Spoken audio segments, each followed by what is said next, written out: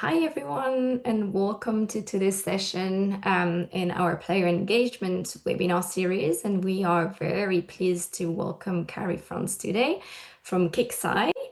And we have great host as well. Hi Kerrie, hi Ed, hi Archer. I will let everyone introduce themselves in a minute. Just a few housekeeping items. Those webinars are being recorded and we'll be sharing the recording hopefully later today, probably tomorrow.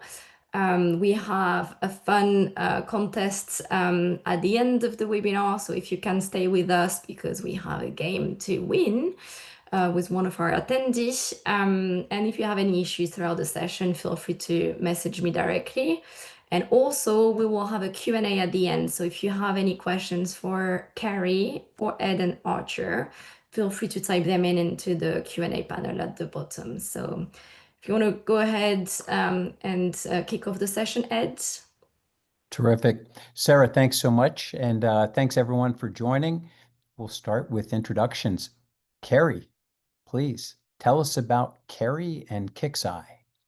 Oh, well, I'm Kerrie France. I'm the head of customer support and some US-based operations for KIXEYE, who is part of the Stillfront Group. KIXEYE is a longtime game studio. We started with some of the original like real-time strategy games. Backyard Monsters was a big one originally. Currently, we have 3 titles that are actively being supported in live operations games, and we're part of the Stillfront Group, which is a parent company that has several studios around the world, all with some pretty amazing games, honestly. Terrific, terrific. Well, thank you, Kerrie, and welcome. I appreciate your willingness to share your best practices and insights around player experience.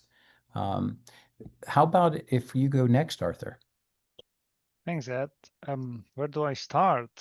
I'm a Helpshifter by day and QRN by night. So been now the customer success manager, working mainly with Stillfront. Previously as an agent, climbed my way into the ranks. And yeah, happy to be here. Thanks, Arthur. My name is Ed Hartman. I'm a VP of Strategic Sales. I've been with Keyword Studios, Helpshift first, and then Keyword Studios for about a little bit more than 7 years. I've got extensive experience in the gaming space over the course of those 7 years, working with studios that start with A and go all the way to Z. And so happy to talk to Kerrie and explain about Kerrie and her phenomenal success with KIXEYE. And before we kick off, though, I'm going to steal a page from a good friend of mine, Greg Posner, and his Player Engage. He always starts his podcast with, Kerrie, how did you get into gaming? I'm a millennial. No, I'm just kidding. I grew up in the 80s and 90s. I played video games my whole life. I originally started in tech support many years ago for various different companies, um, uh, until I actually ran a used game store previously, and then a comic book store. To get with KIXEYE specifically, a friend of mine, um, who's in kind of the nerd space in the Portland area where I am, actually had been working with KIXEYE, and so they were hiring for tech support agents. So I joined in 2018 as a VIP tech support agent and just kind of worked my way up from there. So kind of Amazing. been my whole life And you've been with KIXEYE your whole career. since 2018. Yeah. That's amazing. Thanks for that, Kerrie. Stillfront started with Helpshift long time ago. Storm 8 was a customer, and sooner or later it got its way into the corporate visibility, and there was a decision to standardize globally because of some of the success that we had had with a number of the other studios. That global agreement has grown to encompass not just Helpshift for player support, but agents, trust and safety, QA, and so on. So we've got an extensive partnership with Stillfront. And that's where Arthur comes in, because Arthur, as part of the partnership, has been able to leverage some of the best practices from some of the other studios. And we're talking to Kerrie today because she is certainly, and I think you'll see this as we proceed through some of the other discussions and slides, the results that Kerrie is going to share today are really, really remarkable. So thanks, Kerrie, for your willingness to share today Of with course. us. So Kerrie, these are some amazing quotes from some of your players.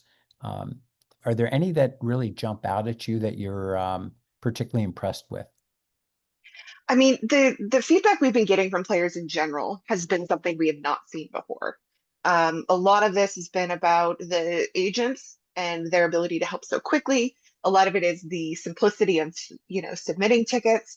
One of the favorite ones I have was actually just from a recent performance review we had where they mentioned, I'll be buying gold this week to show my continued support. So it's always nice to see when players are like, hey, I love you guys. I'm going to keep doing what I'm doing and support KIXEYE as a group. So that's always a good feeling, Yeah, absolutely. And I think, Kerrie, what we're seeing on the right hand of the screen is the current. Could you maybe go back in time before the partnership with Helpshift? How did you provide that support that the players are commenting on is so much better?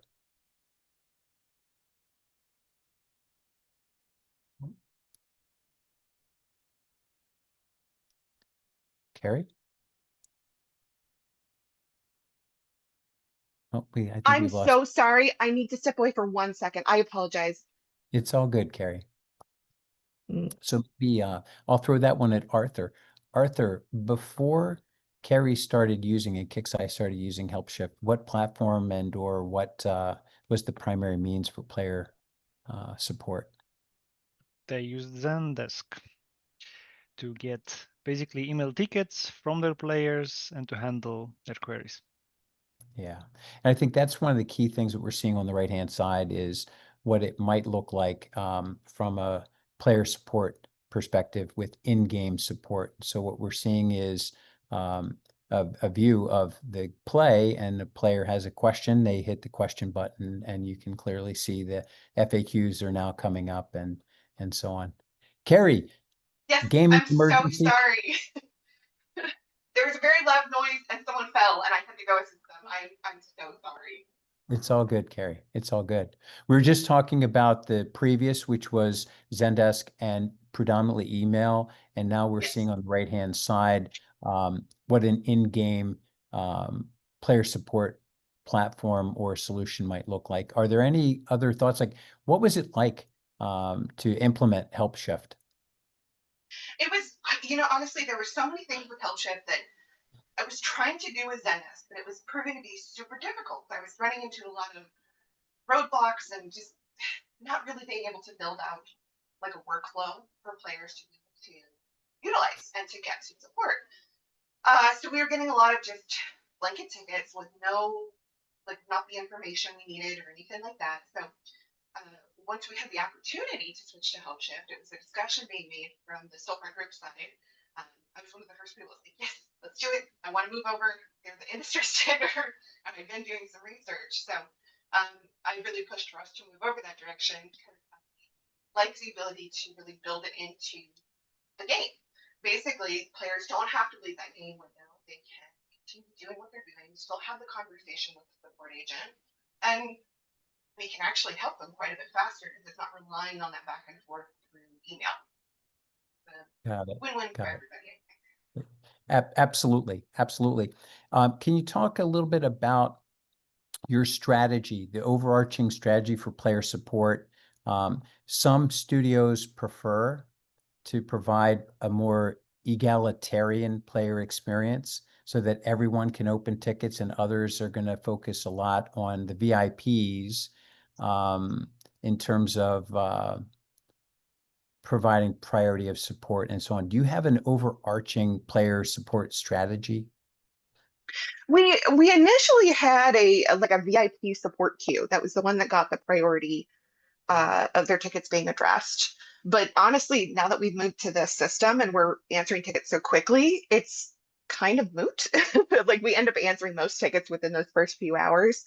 So the process is there. It is set up that way, but because of our response time, it's not as much of a priority. Yeah.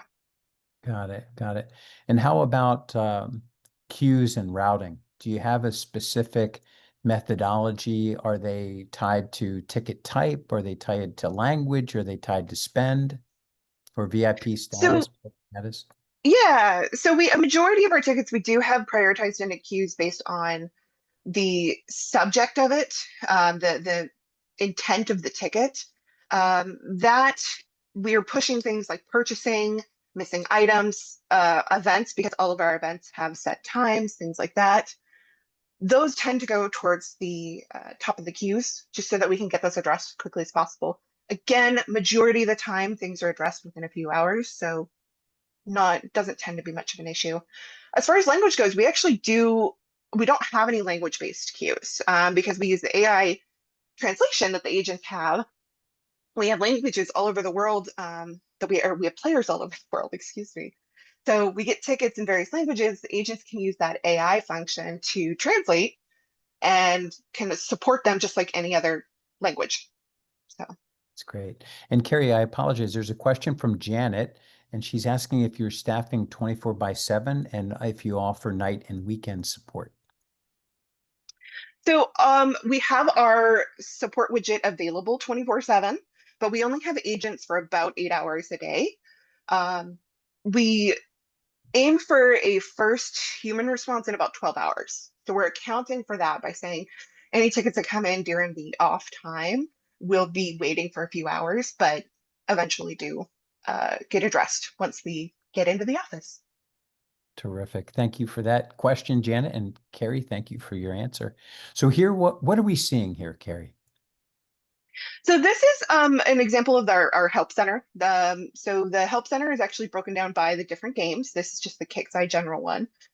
These articles are all automatically translated into the 17 different languages that the AI automatically can support. And so we actually, as we build out our FAQs, our articles, we translate them into multiple languages because we have those players all over the world. I mean, I had the numbers pulled up. We've got Spanish and Dutch, French, some of our more popular ones, German, Portuguese. Like we see in the analytics that these are being viewed in those native languages. So I like to think that that helps support the player who then wants to support us. Terrific, terrific. Ed, And what did, go ahead, Arthur, please. I just wanted to ask, like, Kerrie, can you tell us how did this look before? How you've been approaching this? Previously, in Zendesk, we did only have English support. We try to utilize some translation like applications or, add-ins. It was a little clunky, wasn't great. Basically, we were relying on Google Translate, but it was extra steps that we didn't want to take that time to do. We have a small team. We're working very quickly. So, anytime you can save a little bit of a workload, it's always nice to do that. So we were really doing English only support, but moving to this, like I said, it's basically a button. So we can just translate those. So it's almost instantaneous, right? It's not that you have to go through and German. It's a pretty straightforward process. Yeah, there's a few sliders. I guess I shouldn't say it's one click, but it's basically we make the article. I go through and say translate to this, this, this, this, this, and this. Hit save, and it's done. So Yeah, and I think I hope that answered the question, Janet. Janet's question is, so the Help Center and FAQ is built in Helpshift, and the Helpshift AI is what manages the translations. Is that, Mhm. did we hit the mark there? Yeah, And that's exactly it. those are the 17 languages for KIXEYE. Are there additional languages that could be supported? Those are the ones that the AI automatically translates. There are others, but I believe you have to upload the translated version for them. Got it. So if you get into the more niche languages, yeah. Got it. Are there anything you want to add on language or translation or cues? Like for the FAQs, as Kerrie said, there are languages we are supporting, but for the agent messages, there's way more, up to 47 if I'm mistaken. So this is being constantly developed and updated. And that's where we're talking about cues, right? So if you didn't have a tool like this, you might have to have an Arabic queue or a German queue or a Dutch queue. what does it look like today? If your agents are predominantly what, English speaking? Am I right, Kerrie? Mhm. Yeah, they're English speaking, yeah. So what So happens to everything's the player is in German or they're playing in Dutch and they type their question or their support request in English and or how does that work? So they can set the language on their side. The widget itself is in their language. They can type their responses in their native language. And when it comes to us, to the agents, they have a AI tool. It's a button they just click. It'll translate for them into English. When they write their response, the agent will write back in English, then hit that translate button and send it to the player. And the player gets, in the ticket itself, it shows the English version and then the translated version. So any agent that follows up can read the English version. When I'm doing QC, things like that, I can see the English version of both the conversation sides. So it's all contained in that ticket. Wow. Wow. That's amazing. Do we have any other metrics that we can share?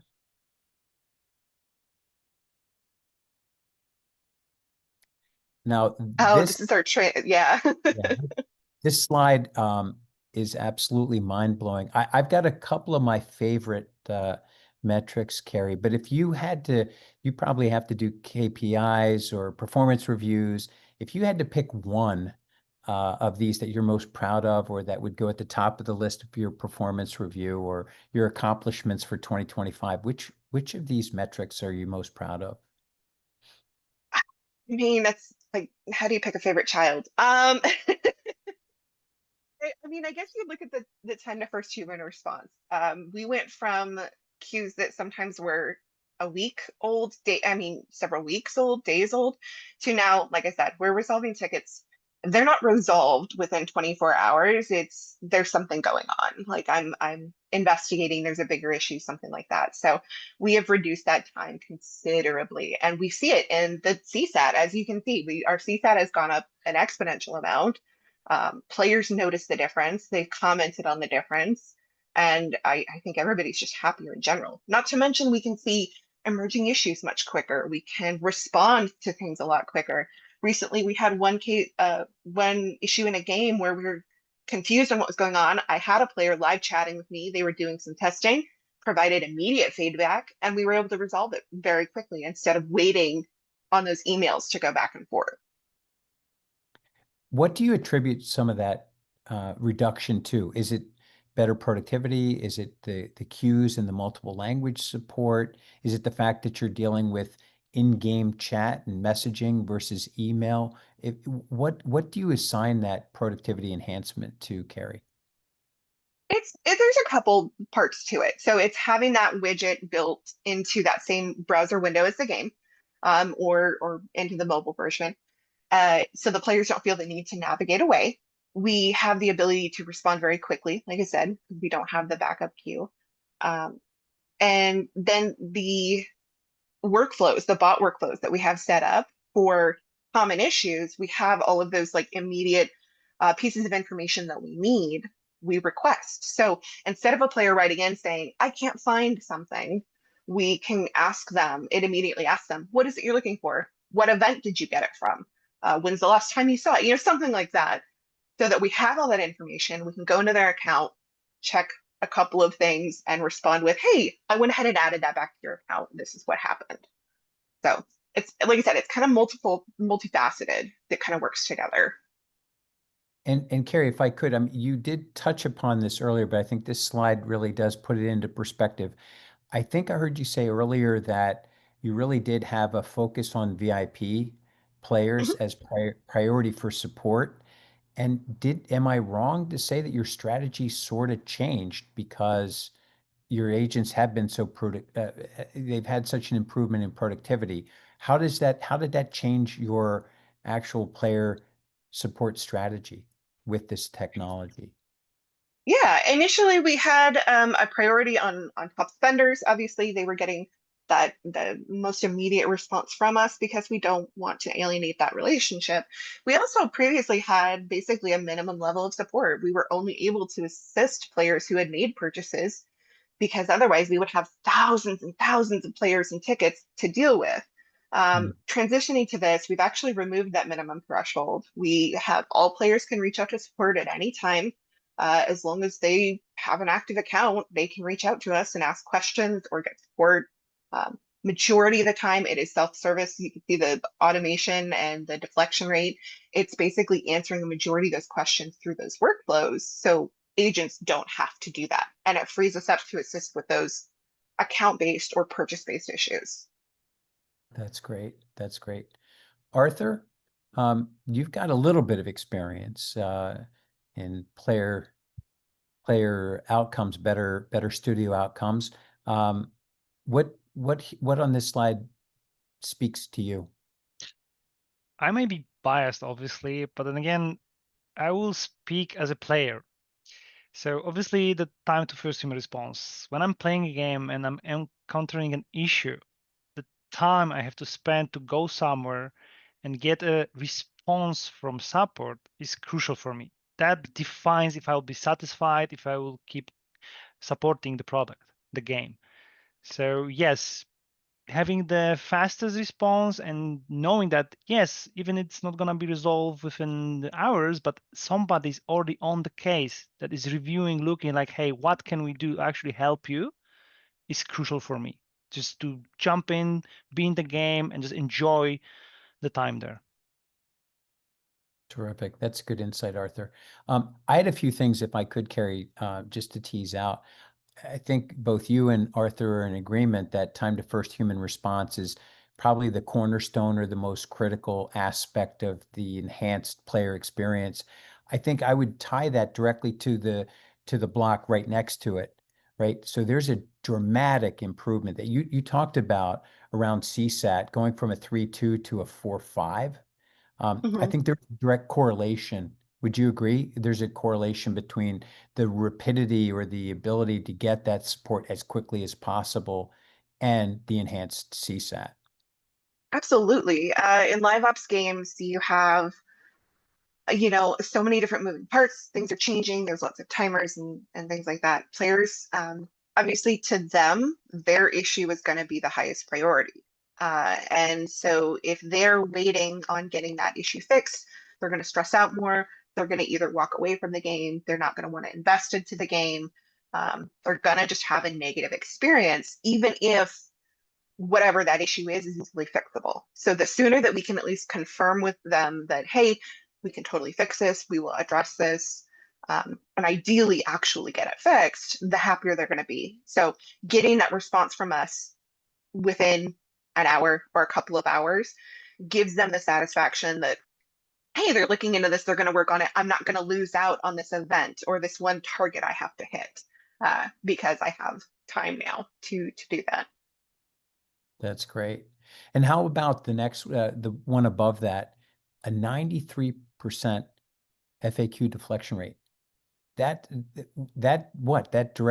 also enhances your agent productivity, right? It does, Because absolutely, yeah. So simple, sorry. Please, Kerrie. I was just gonna say, having the articles in different languages, I feel like it's allows players to better understand those release notes, the events, the different questions they may have about the game itself. But in addition to that, we've added to it because we can see what the common issues are and those trending tickets. We add to those, provide the answers that players would need. The workflows will direct players to those articles directly. So when they type in their question, if there's something about it, we can say, hey, go read this article and you can get your answer immediately. You don't have to worry about trying to answer questions or waiting on an agent to respond. And that's really helped quite a bit with that. And tell us a little bit about the automation. 85%, that's an absolutely eye-popping number. How did you achieve that, Kerrie? I think it was I might get this wrong, but it's Henry Ford who said something. No. I'm sorry. I think it was Bill Gates. Hire the laziest person to do the job because they'll find the easiest way to do it. I'm probably butchering that. I want to automate as many things as possible because I don't want to have to do it. It's utilizing tools to the best of our ability to get things done. If you do something more than I don't know, 3, 4 times in a day or on a regular basis, it should probably be automated to some capacity. So again, having those the links to the articles, the questions, how to accomplish certain things in the game, whatever the case might be, having that done so that when you get that ticket, all you have to do is go into the account and make the change, or maybe type the answer, saves everybody time and brain power. So then you can continue doing much more work for a longer period of time. So we've talked a lot about the tech component to it. Are there any insights you can share around the human, the agents working together with a technology stack and some of the best practices there, or the insights that you could share around the human component to player support, Kerrie? Sure. We utilize Confluence. You should always have that central knowledge base, even for agents. So I spend a lot of my time ensuring that that is constantly updated and making sure that agents have the tools that they need to do their job. So they have the ability to research issues, to ask questions, to reach out if they're unsure about something, and the next time they have that information. So just working with the teams with the agents to give them the tools they need to do their job. I think that's the biggest thing nowadays, especially as we get AI and especially as we get all these automation things, is that people will still be a part of the process. It's just utilizing those tools correctly that I think is the big growing pain. It's learning how to utilize all those. That's great. Now, Kerrie, if I'm a new Kerrie, I'm the new head of player support, or I've got a new game that I'm going to launch. Do you have any wisdom you could share? Like, what would you recommend to somebody that was implementing a new game or was new in their role as a player support professional? I mean, if you're implementing a new game, I think it kind of depends on what you want from your community and how you want that relationship to be.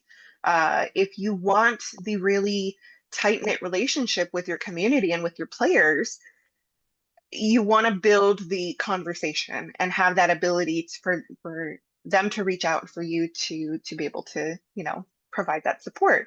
If it's something where you've got just kind of a bare minimum support, build up your help center, build up those FAQs and provide as much information as you can so that the players can go and find it for themselves.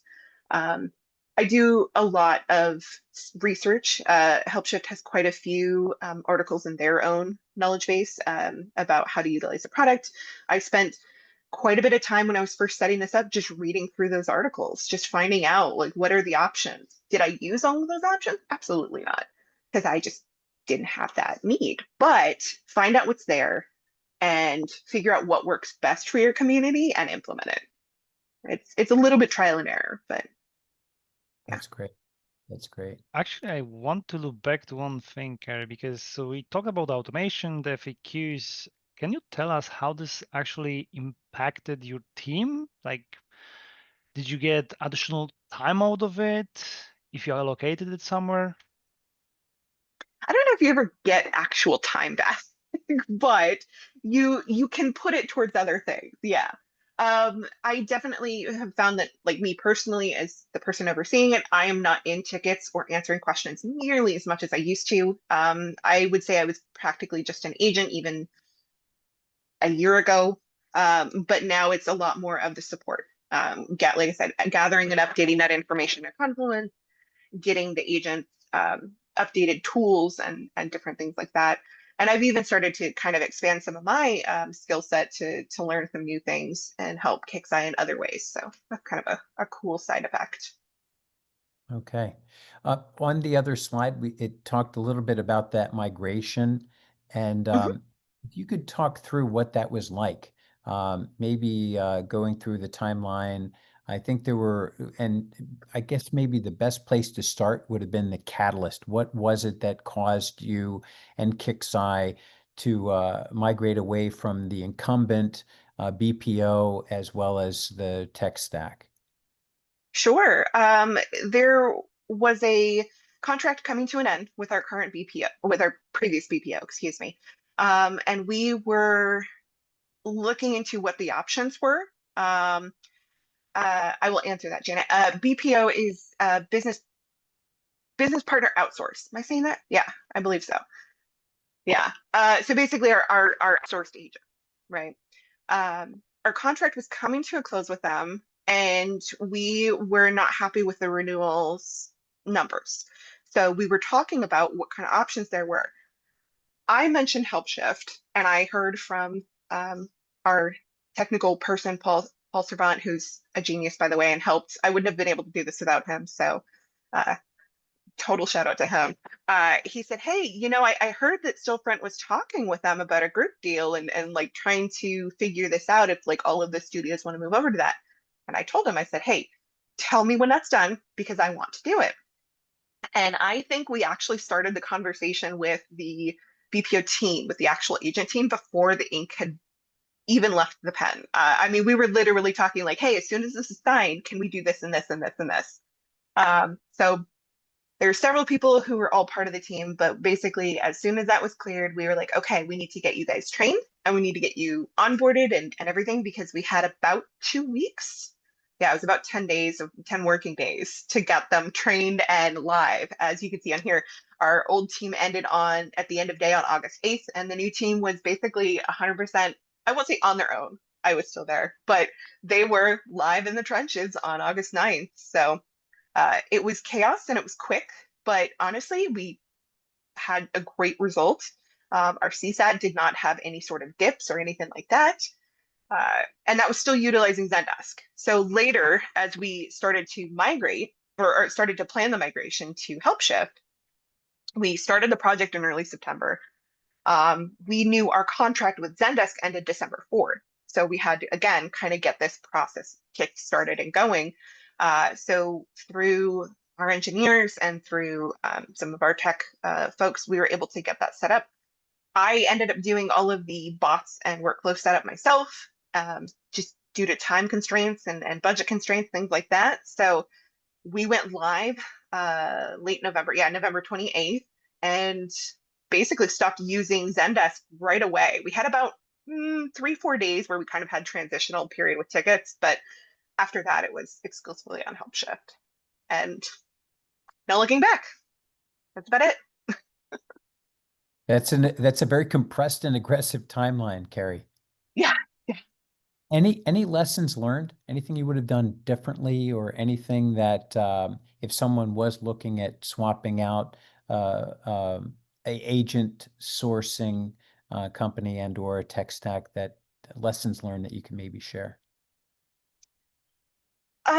Reaching out for help, even if it's just simple questions. That's just kind of a personal thing. I try to take things on, and like I said, I did a lot of Googling, a lot of searching through the help center and things like that.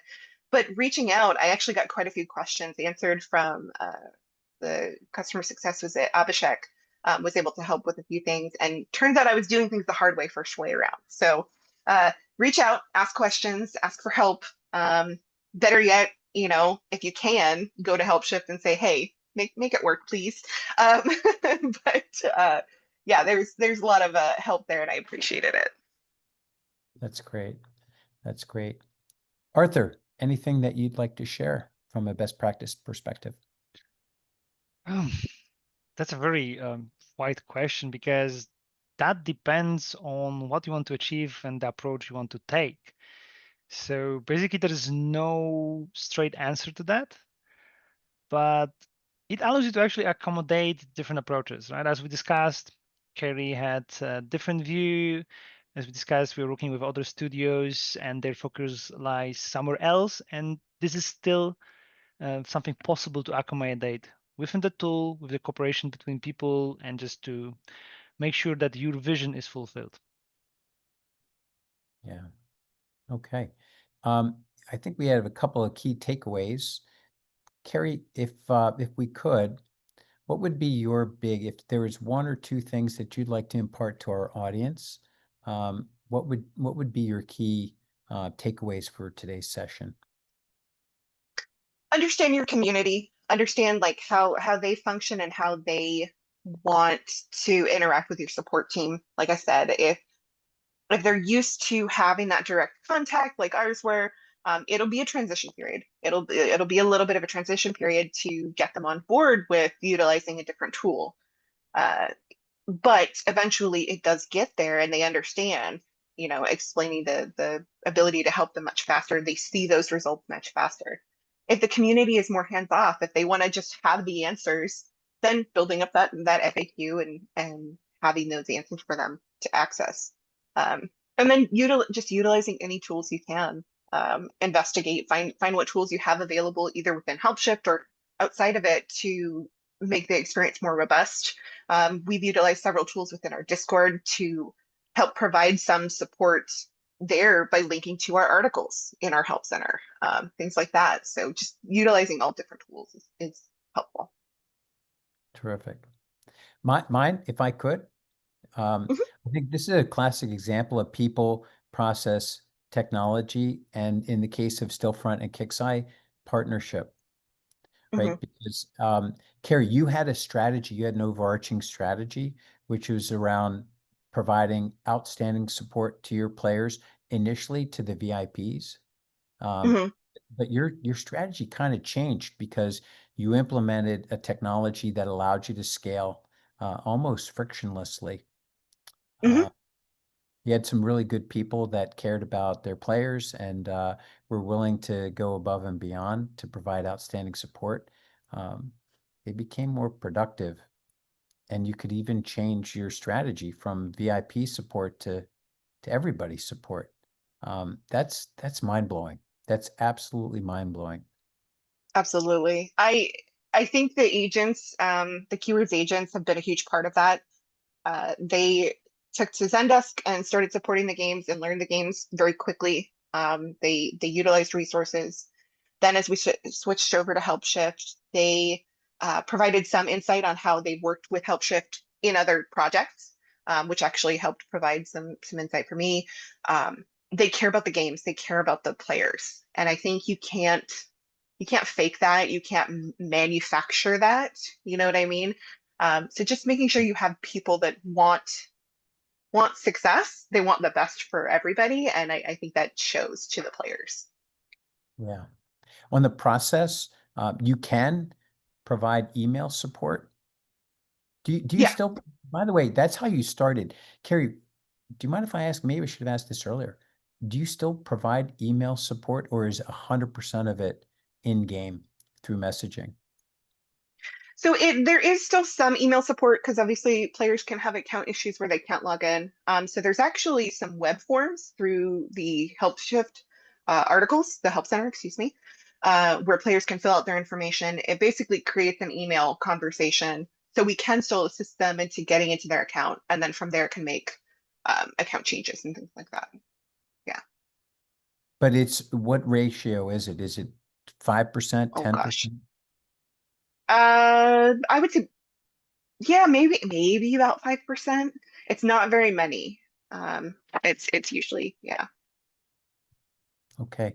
And key metrics going forward to determine if you're continuing down the right path, if you're still successful. What are some of the key metrics that you look at to make sure that you're hitting the mark around player support and player experience?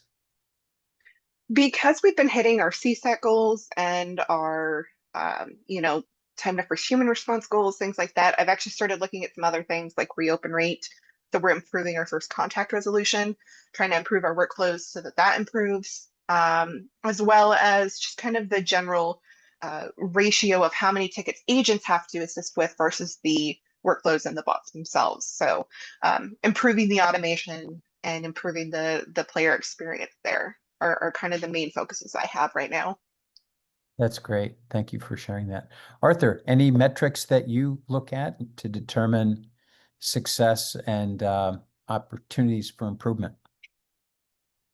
Again, very good, but difficult question to just have one answer, right? As I mentioned, if you want to focus on the community, then the CSAT will be your goal, right? Then if you're, for example, struggling with smaller team, but you still want to help a lot of players, then yes, first gonna be deflection, then the automation rate and the information you can actually gather to help your agents help players.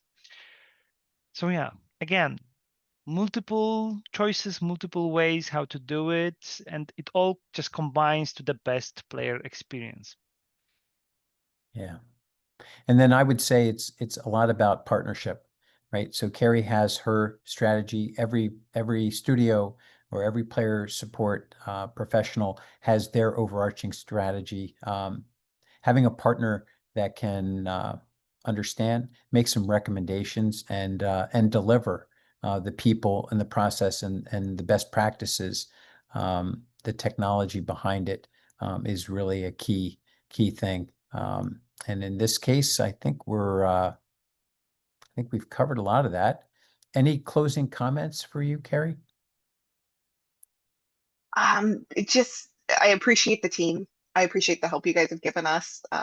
Even though it's just kind of your product, like it's been a game changer as far as our support team goes. And I know that anytime we do have questions, the agent lead that assists with our team is very helpful and is able to discuss ideas. You know, we've had discussions about how to better utilize the team to do other tasks and things like that. So just everyone's very helpful. Um, and I appreciate that. Thank you guys. Thank you, Kerrie. Thank you for your time today. Thank you, Arthur and Sarah. Before we wrap, I think we have an opportunity for Sarah to share a great possibility for any of our attendees today. Yes, so thank you so much for attending the session. And so one of you is going to win our brand new player engagement battle royale game, all about trust and safety, player support, community management. It is basically Cards Against Humanity, but much more professional game, of course, for player engagement. So I hope whoever wins it will enjoy it, and hopefully can share a few pictures with us if you have enjoyed the game.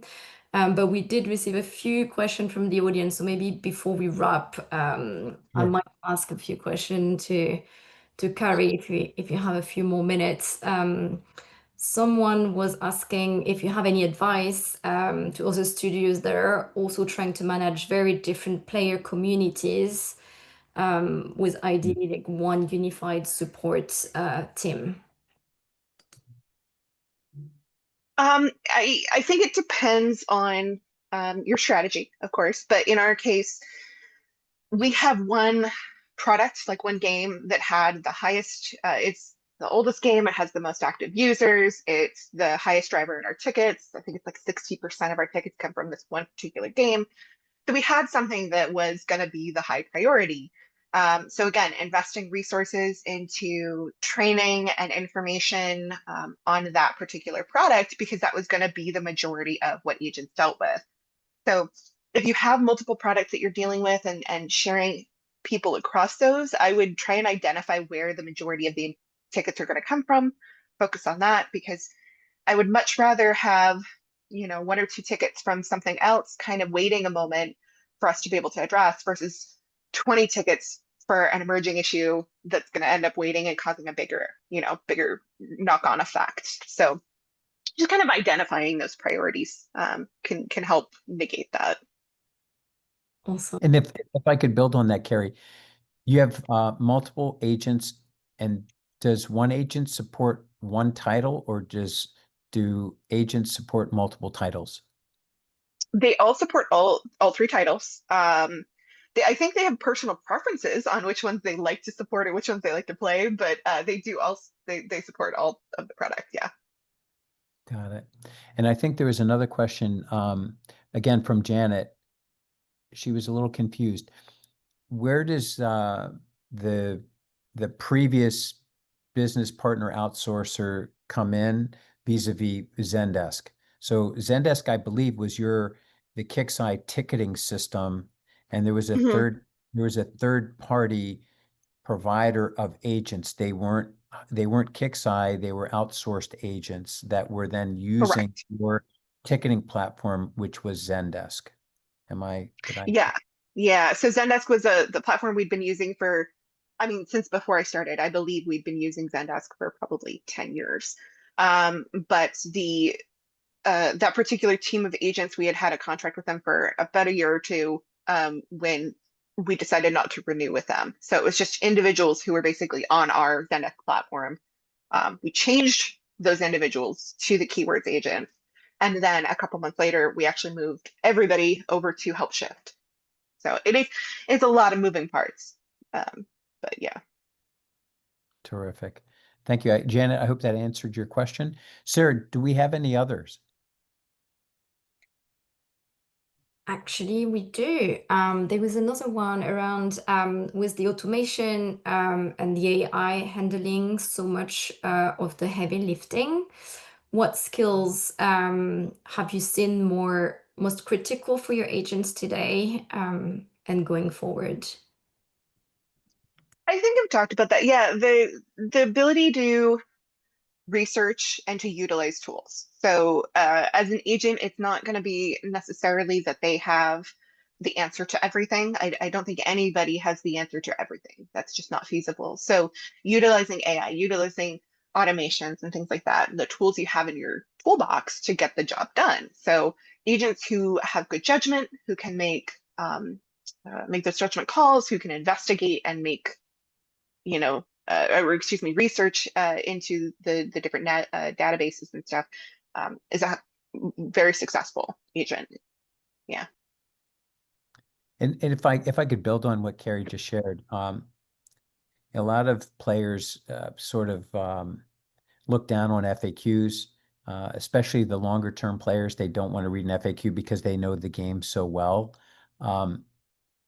But a lot of times, if they actually read the FAQ, it addresses their question, like a daily reward, right? Daily rewards are given 24 hours after gameplay. Well, where's my daily reward? Oh, it's 24 hours after, not 2 hours after. I'm not going to open that ticket. I'm just not. It's going to deflect. Even though I'm a player, a longtime player, and I should have known that or might have known that, reading it is going to stop a ticket from being opened. And that stopping some of the basic ones, like, do you want someone to invest their time replying to their 24 hours? You played for 4 hours ago. You're not going to get this daily reward until 12 o'clock tomorrow. The agent not having to deal with that issue allows them to invest more time in true issues. Maybe would be top of mind and keeping a player from playing the game rather than responding to an issue that could have been resolved by an FAQ. It's true. There are times that players will ask questions that we feel like, hey, there's clearly an answer for that available. Sometimes you can take that time to build the relationship though, and you can kind of rephrase it or provide some better insight. One of our games, we had actually recently changed our PvP system quite a bit. And there was a lot of questions about it, even though we had multiple articles who said clearly, do this to get this. A lot of times they needed to have it specifically set to their PvP experience or phrased in a way that they would understand. Maybe they don't know that question is the same question. So there are times that you can actually build that relationship if you have that time to do that. I will fully admit a lot of times we'll say, hey, go read this article, but sometimes you can build on it too.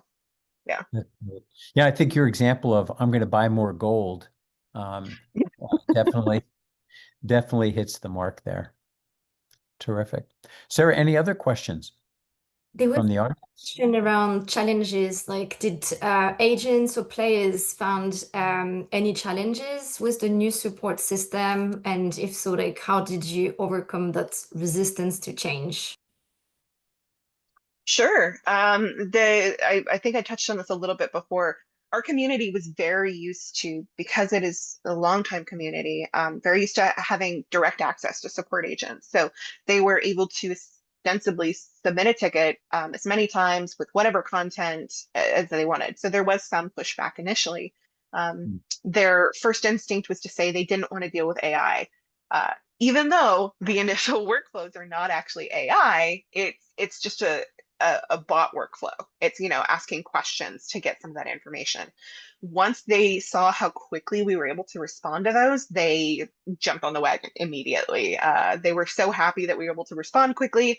And those that still had a little bit of pushback, I've even explained to them and said, hey, we're asking these questions so that we have all the information and we can help you right away instead of going back and forth. And once they see that, and once they see that quick resolution, they again get right on board and go, okay, I understand now. Thank you. So there's definitely going to be a little bit, but I think there's growing pains and just a little bit of time, they see the results. As long as they see the results, they're happy. Thank you. Thank you. Sarah, any others? I saw there was another question, but I don't see it anymore. So I I'm not can actually answer it. Like okay. I know it's probably for Kerrie, but I can tell you from an agent perspective, yes, I've been tempted so many times to do that, Alan, to tell the player, yes, get good, just get better at what we're doing. So to the point, Kerrie, the question is about, do you allow yourself or agents to add a little bit of humor in the replies or FAQs? I think we try to. We also try to limit it though, just because you don't want to make the player feel like you're making fun of them or anything like that. But yeah, especially if you have that relationship and you get to know people, I think we do have a little bit of that humor. Yeah. That's great. There's a question around revenue, and I kind of didn't want to drill down into this because in some cases it can be proprietary. But Kerrie, did you see any improvement in retention or revenue, either because you were able to provide a higher CSAT or because you were able to offer 17 languages instead of English only?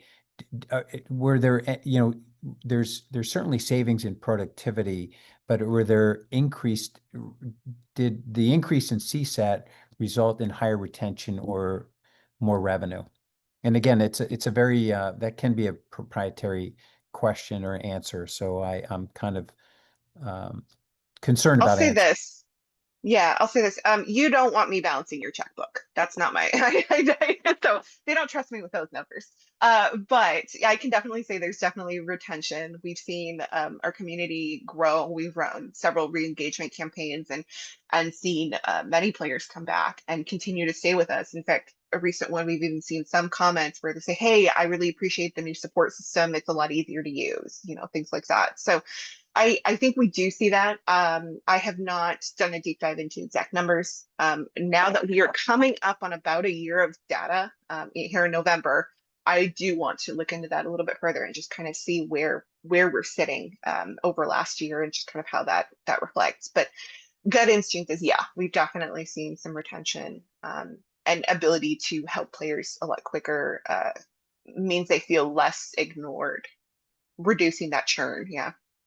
Yeah, and I think that data is difficult for a lot of organizations to actually attribute one to the other, right? The game could be there could have been a new release that could drive additional spend or new levels or what have you. But one of the things that we've seen is there is a correlation between player outreach, player successful high level CSAT response, and spend, first time spend in game. So there are correlations there. And Kerrie, next December, in the next couple of months, we'll have another session with you if you're willing, and we can maybe drill down after you've got a year's worth of data on retention and spend and how it's impacted by increased CSAT. That sounds good to me. Let's put it on the calendar. Well, terrific. Kerrie, thank you so much for your transparency, for your willingness to share the best practices around player support and your wisdom. Thank you. Thank you very much. Arthur, appreciate your partnership with Kerrie and with Stillfront to have optimal studio and player outcomes. And Sarah, thank you for all you've done to put this thing together. And again, the call to action is what? Do we have opportunities to actually win that game that you just shared with us? Yes, one lucky person will be contacted. I might even share it on LinkedIn and announce the winner, hopefully tonight, if not tomorrow, and you'll receive the recording of today's session as well. Thank you guys, and thank everyone for their time. If you've stayed this long, you'll get notification that this is available, and you'll be able to rewatch the portions that you're most interested in and share with your friends and peers. Thanks everyone for your time today. Thank you, Kerrie. Thank you guys. Have a good one. Thanks, Kerrie, Ed, Sarah.